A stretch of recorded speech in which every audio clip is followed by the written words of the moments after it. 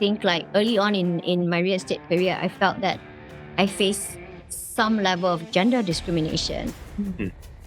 Right after the meeting, he called my colleague to complain and say, "What kind of agent did you send me? Who does she think she is? Why is she telling me what to do?" When they ask me about price, okay, how much do you think I can rent, Joyce? How much do you think I can sell? And they all are very surprised by the number I told them because it's not up to their expectation, and then they say, "Why, Joyce?" And then I go on and explain. Yes, there are people who get very angry when I tell them the price of Taman Tun houses, and then they say that, "Yeah, your agent lowering the price." Boring. I wish I got power to influence the price in Taman Tun. Yeah.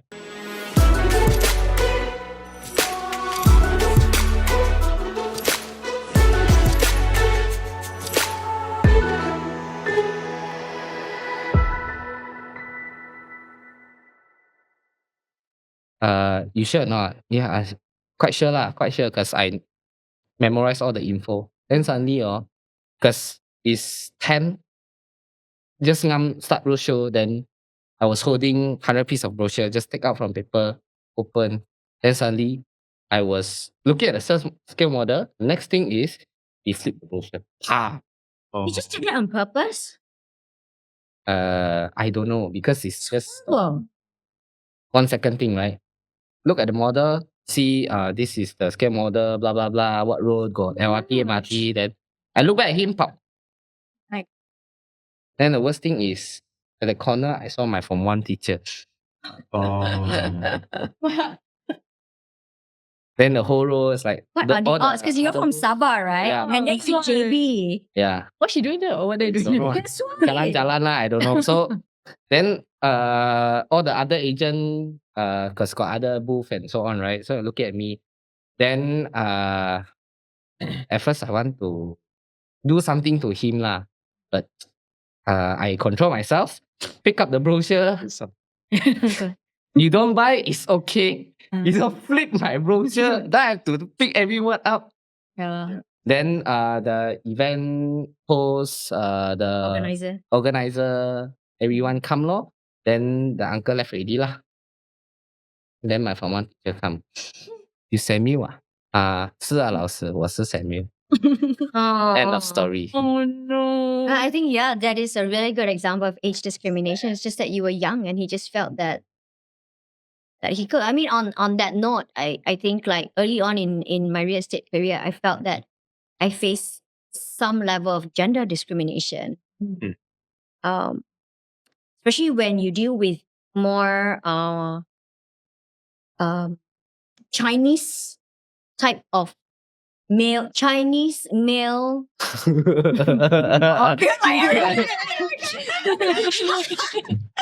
This entire table is how I know. This range you mentioned is quite wide. I'm not framing this right, but like older, old-fashioned. Am I getting better at this? With glasses and polo tee? And no hair? Yeah, I think a little bit more chauvinistic and okay, yeah, I'm not sure. Maybe it's Not all, but there are definitely some. some. Yeah. And I remember like we was going to sign the tenancy agreement, and I just felt it was my duty to just explain what documents he was going to sign. I mean, I knew he was a heavyweight investor that in this particular area. So I just thought that, okay, I just do my duty, right? As a real estate agent, I go through the clauses. And so I did. And actually he bought that particular unit that I was going to rent out from my colleague. So my colleague recommended me as the agent. So I just went through. I was going to close already. So I was saying, okay, so this is what this clause means. So are you okay with that? And after he didn't say anything, he just said, okay, I will get back to you. Right after the meeting, he called my colleague to complain and say, what kind of agent did you send me? Who does she think she is? Why is she telling me what to do? And I felt I was in my early 30s then, and maybe I felt I could be wrong. I could have read this whole thing. I could be reading this whole thing wrongly, but on hindsight, I feel it was age and gender that that led to that. Because I feel like until today, I did not do anything wrong other than just go through the clauses and just run through the process, very routine. I know maybe you're expert, you own more than 10 properties, but it's still my duty to explain to you and for you to go on it. But I feel that 10 years later, now fast forward, I do feel it's less of this sort of incident. I'm not sure, is it because he is experienced in managing, or it's just as you age, people see it different. So I'm not sure, is it an age or is it a gender? But at that time, it felt like it was a little bit of both. I think now, I mean, on what we see a lot, especially during rentals, I would like to ask Samuel also, do you have the issue where when you propose a tenant to the owner, the first question that comes to their mind is, what race is tenant? This one quite common lah. Common, right? Yeah, Who ask lah? they do ask, right?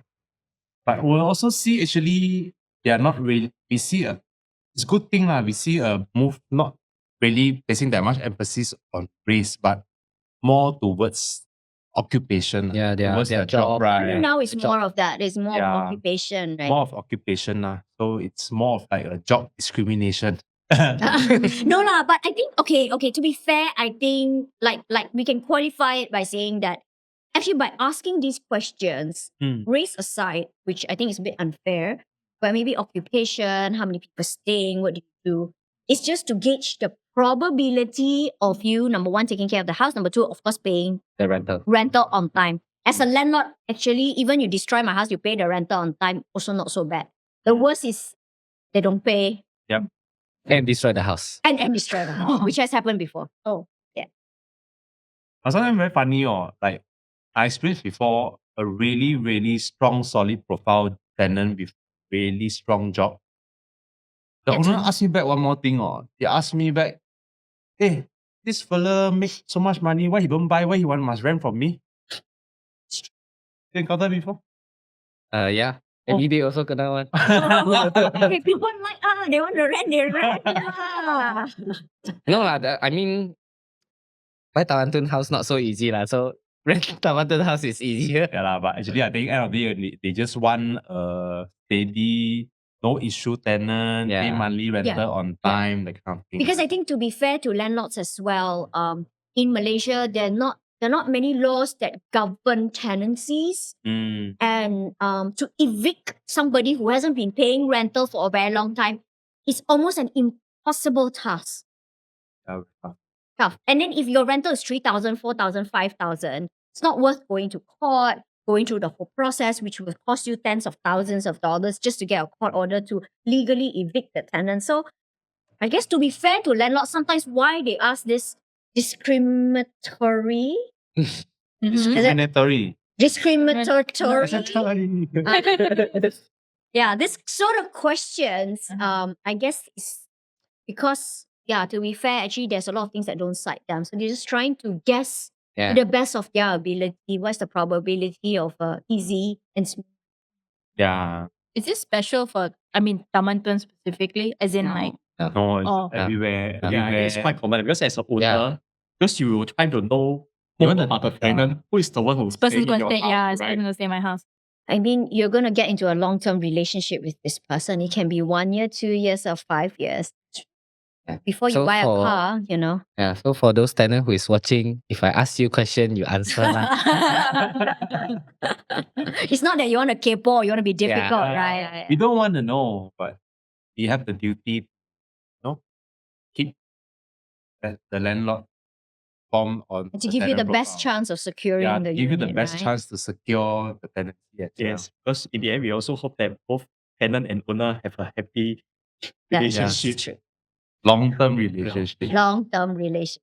Okay, so, okay. Nice. I like also pass. Pass also. I pass. I pass Alright. the question. Thanks. Oh, no problem. So this is gonna be we're gonna go into a little like pass, the last segment for my part. It's gonna be a speed run. So I'm just gonna say a question. I'm gonna point at you or I'll call out your name and then you have to answer yes or no, that's it. I don't need an explanation. If you guys want to know more as to why they answered what they answered, just comment down below.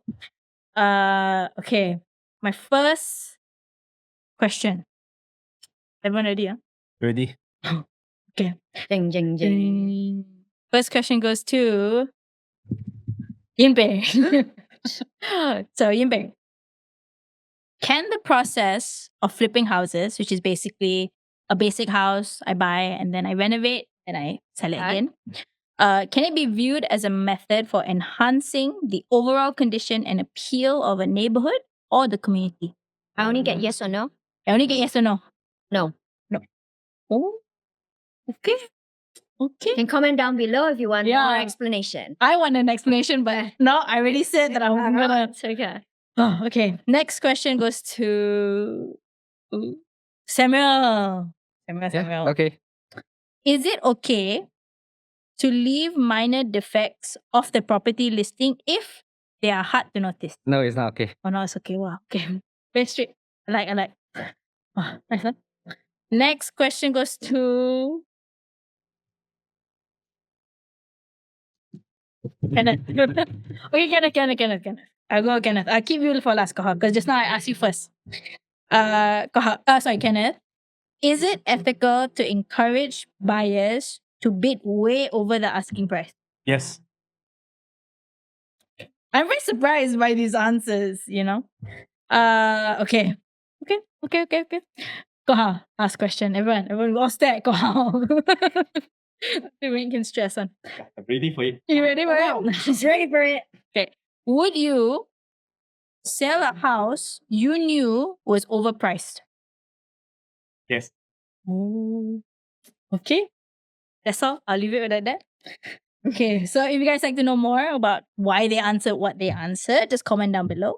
That's all I have for you guys. Thank you so much for Thank you, letting me join. Raisa. Thank you. Thank you. Thank you. Okay, thank you. Okay. We're gonna be keeping the team on the hot seat while we introduce our next guest, which is Joy.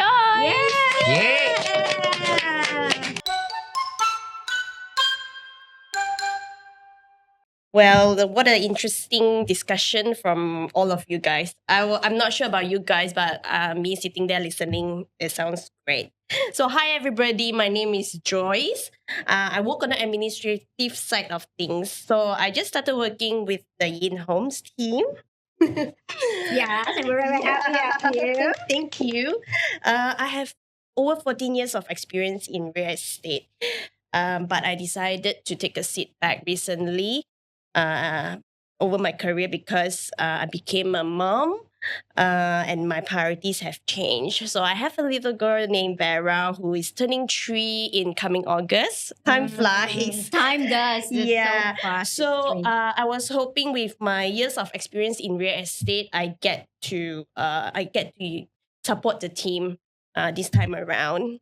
Yeah, so I'll be so glad in asking you guys the next question. I hope you guys are ready. okay, all right. We'll try. So right towards you, Yin Peng. Oh dear. In case where you're dealing with a property sale amidst a personal situation, I know we deal with this a lot, like a separation, a divorce, a family issues.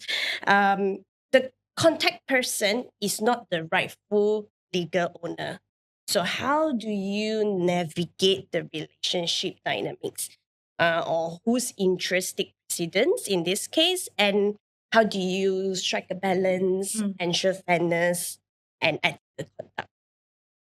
Oh yeah, this Very heavy. heavy. But I think you're right. I mean, we do deal with that quite a fair bit. Divorces, or in the midst of a divorce, and Inheritance also? inheritance. Yes, I think we do deal with that. I mean, like inheritance would be, all 6 siblings inherit that one property. How do you deal with that? So recently I sold a unit and it was just exactly that. I dealt with so usually always in the family setting in this kind of like inheritance segment, there's always naturally there'll be one person who is always very proactive and who will always take the initiative to get the ball rolling when everybody else will be like, it's okay, we'll see how it goes. So that's exactly what happened. One of the 6 siblings contacted me and said that, we would like to sell this house, but there are 6 siblings to it, and I say, oh dear, I mean, not that we haven't done it before, Yeah. but it does get complicated. Yeah. I say, oh dear, okay, but let's see what we can do. But she said, okay, we've got some paperwork sorted, the probate's done. There's a lawyer already involved. So I thought, okay, maybe it'd be easy lah, And 6 siblings, it's tough. And of course, one person will take the lead. And again, I think this is like very classic story. One person take the lead. Finally, I get the offer in. The other siblings say that, why is it that we use only your agent? I want to use my agent. Yeah. Oh no. Because there's lots of drama in our real estate. Like lots of different stories. Yeah. So let's hear a little bit more. Yeah, then what happened after that was that they said, okay, like we mentioned earlier, right? Time is of essence in negotiation. But I'm thankful again that I was very upfront with the buyer. From the start, when they made the offer, I said, I just have to let you know there are 6 siblings to this. It might be a little bit more challenging. They seem to be in agreement. They seem to be. But I think that I just need you to be aware that this is the situation. So the buyer said, oh no, okay, but we really want the house. So, but they were really nice. So what they said was, if it's meant to be, it's meant to be. Yin Peng, we put in our offer. We will let you do what you need to do. So, okay, so I went off along the way and I called the owner. I said, okay, we have this offer. I think it's a pretty good offer and we can negotiate a little bit more. Then that's when all the drama, like you say, happened, right? Yeah. Then one sibling said, wow, why we go with her with your agent only? Your agent, where is it telling the truth? I don't trust your agent. I want to get my own agent. Yeah. And then she got her own agent, which wasn't even the area specialist. Then the brother also said want to get the. Suddenly everybody wanted to be actively involved. Yeah. Classic story, right? Yes. One person take charge, and then they started marketing the unit, while my buyer just waited on the sideline. And for 2 weeks, we waited for 2 weeks. Finally, everybody came to an agreement. So I thought, okay, so how do you mitigate these kind of things, right? Like you mentioned, how do you ensure fairness Yeah. and ethical conduct? I think first is to be transparent with the buyer. The second thing is I always make it a point, regardless, 1 or 10 or 20, everybody, every single person that is on the title of the property must sign. I think when you first joined, we had a similar thing. Yeah, same scenario. I think Little bit also less 6, drama. right? Also 6. six. Also 6. Also 6 siblings. But Drama. mine compared to Yin Peng was much easier because all siblings were on board and there was one making all the decisions and everyone just followed. But we also, again, in the same situation, made sure that every single sibling signed. I went to Bangi, I went to Shalam, Yeah. I went to KL, every part. Even the overseas one. had So to this use- case was overseas. One was in outstation in Malaysia. One was in Singapore.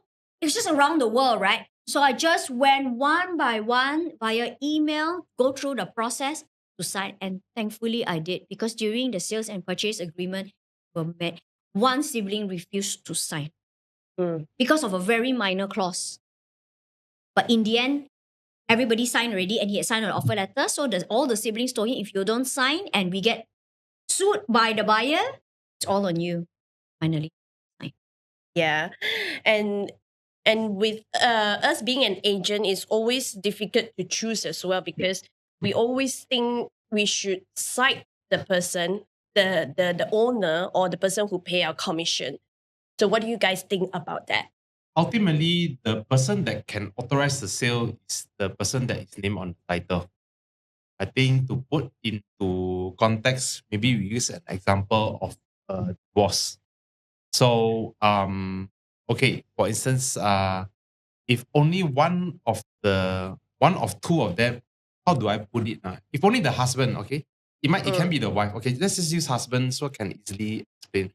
If the husband's name is only on the title, and both of them are divorced, but they are still in an amicable relationship, then yes, we keep both engaged in the sale and we update each of them. right? Yes. I think that is the best, so they can resolve things on their side. But ultimately, we get their house sold, and they can move along. Because the goal is ultimately to liquidate, right? liquidate the house. And I correct. think as a good agent, we must always remind whether it's the siblings fighting or bickering, husband and wife bickering. But if your end goal is to liquidate, I think our job as a real estate agent is Yes. to journey with them, talk to them in a way that they can listen and that they can hear you Yeah. after a divorce is a traumatic experience. After a death of a Yeah. parent is a traumatic experience. There's a Yeah. lot of feelings going on. Yeah. And it's for us as the agent to adapt to that.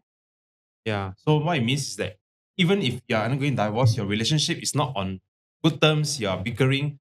But our job as agents is to keep the sales process in sync. That is very important. Yeah. So although you maybe like for the sake of this discussion, if it's the husband's name, we still keep the wife or ex-wife informed. We try to keep everybody, sort of on the same page. Yeah, sort of the same page. So that Mhm. this whole transaction can be Be more pleasant. smooth one, Smooth right? one. Yeah.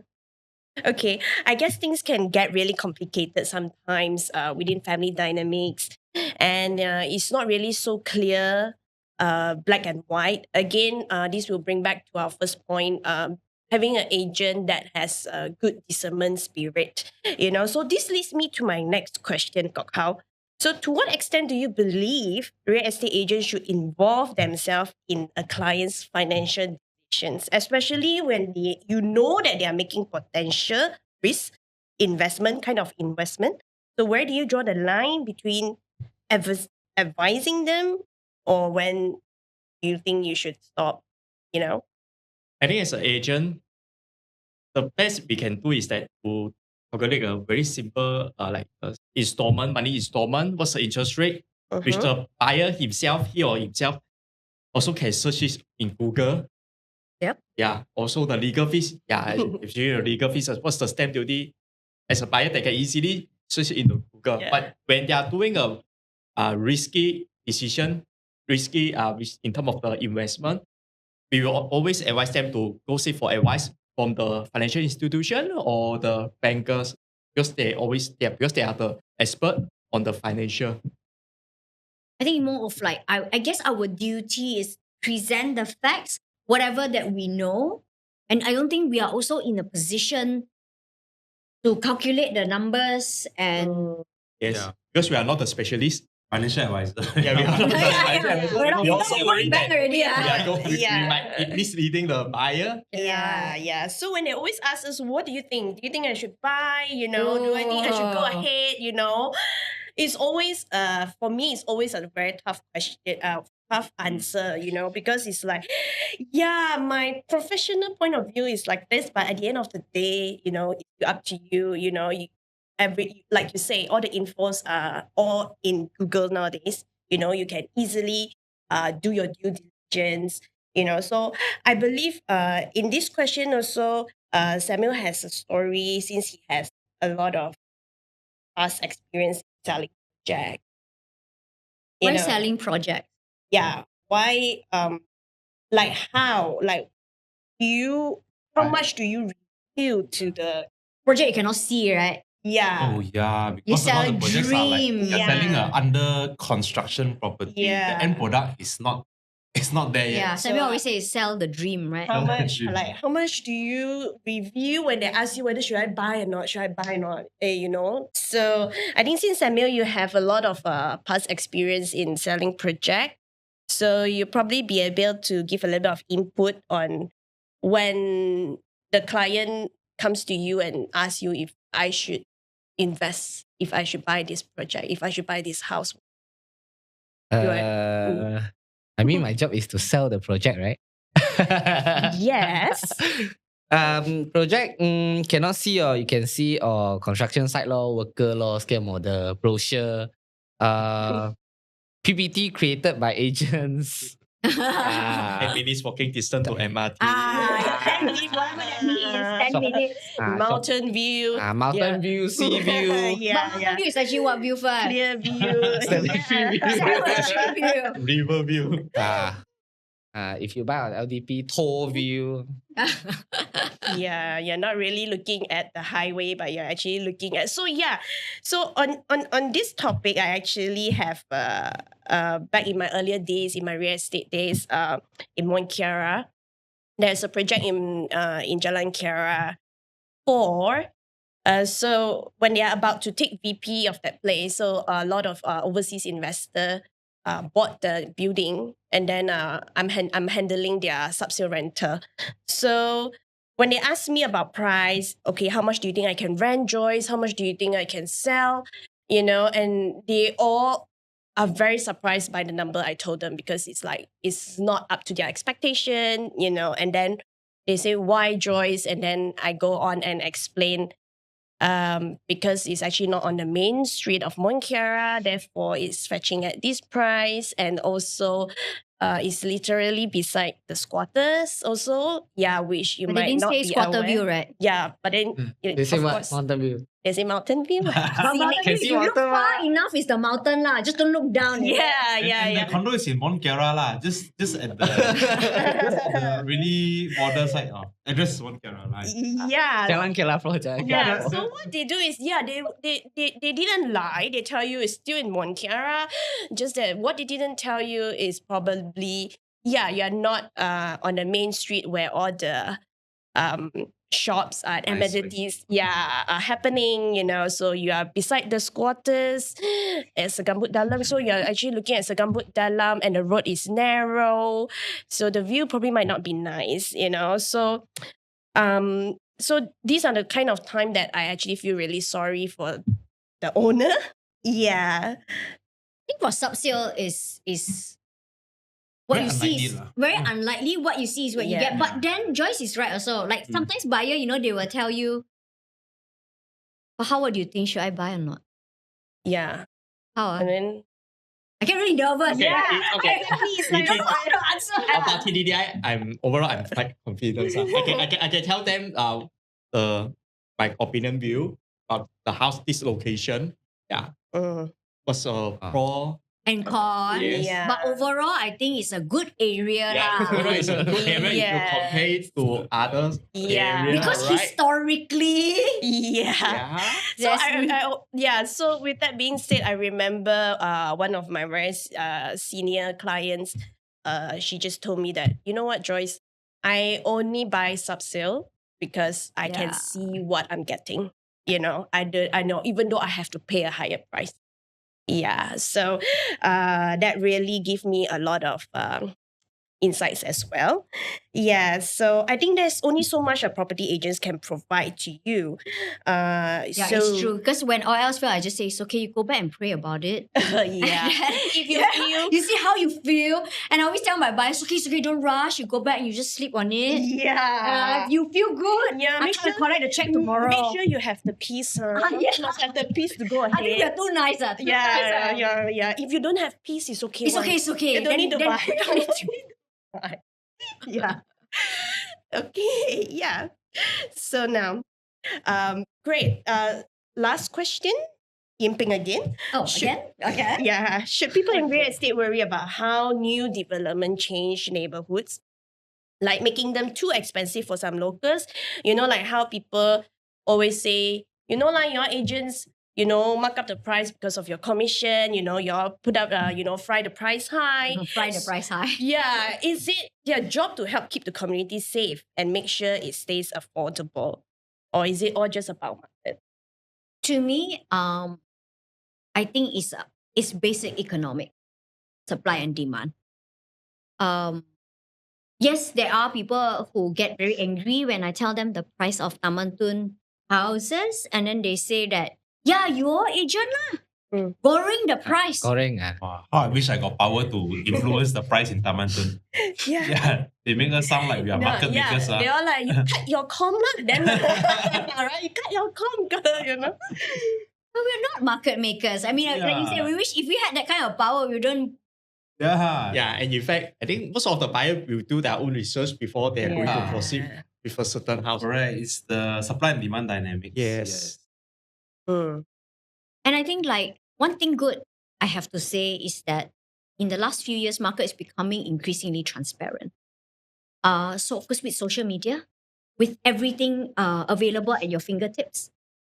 So I'm really, I think it's good. It's not like in the past where really you rely on the agent or somebody to give you the info, Yeah, right? Just word of mouth. Just word of mouth. So it's Yeah. really by that. But these days, like what Kau said, a lot of them actually they do their homework and their Yes, due before the- diligence. They're quite savvy because a lot of information is available at your fingertips. So we always advise buyer like always check online, check if you need Yeah. transaction reports, you need some kind of historical pricing, we will give it to you.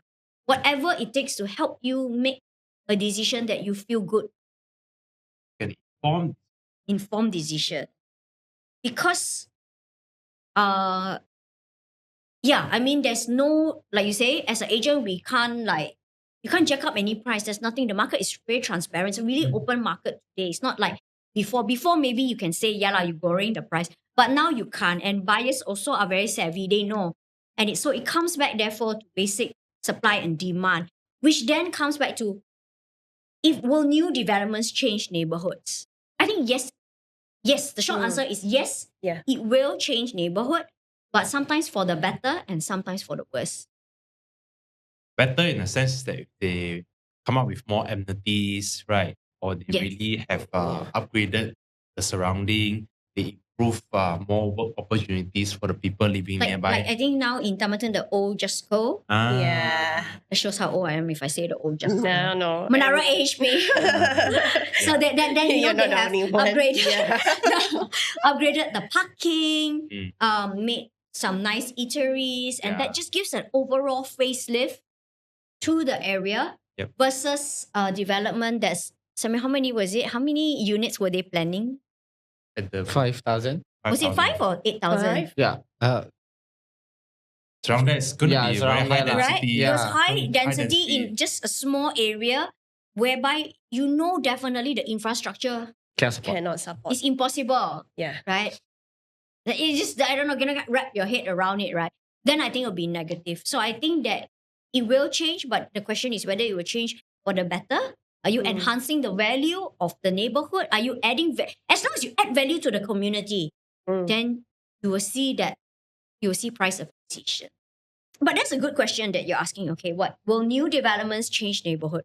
Then we say, okay, because if it's a good development, then low density and it does it. But how about this? What if I flip it around and I say get a chance to own a Tamantung property at an affordable price? Would you buy that even though it's a high density what? Let's say 5,000, right? But you get a chance to live in Tamantung because it's a great place to live. It's great accessibility, but you give a fair chance to, let's say like you, 500,000, get a studio unit in Tamantung. I think Is that good or bad? I think then? me and Simon agree if we put location above everything else, Yeah. we will go for it. Pinjam Along also go by. Even though it's 5,000. 510. Because there will be an affordability issue, all right? If the price is affordable, but the location is desirable like Tamanton, for me as a buyer, I wouldn't really hesitate to get a unit there. But Mantun as 500,000. Yeah. Oh. Yeah. But as someone who is already staying there, I might be worried the influx of new occupants and the increasing density in already crowded neighborhood might affect my family's lifestyle or the current existing infrastructure. Or is that elitist? Yeah. Yeah. Got how confirm first one don't like lah. We go hiking jam or Yeah, it's a very No elitist thing no to say. It is because then it's a class issue, it's a class discrimination. Yeah. But I think that should be another episode on its own. Yeah, I think we can go on and on about that. Yeah, but yeah. Yeah, so I think in conclusion, I mean, just talking about ethics, I think that's what we're trying to say. What is ethical? What is the right thing to do? And you can see that there's so many gray areas that as an agent we face. And a lot of it falls on your own moral standing. And I have to say that a lot of it is also because, at least in my personal opinion, I think that there can be more regulations and more clear-cut rules, I think, to govern real estate agents so that it doesn't become an ethical dilemma. Once a thing becomes, there are too many gray areas, and once a thing becomes an ethical dilemma, that puts the consumer at risk.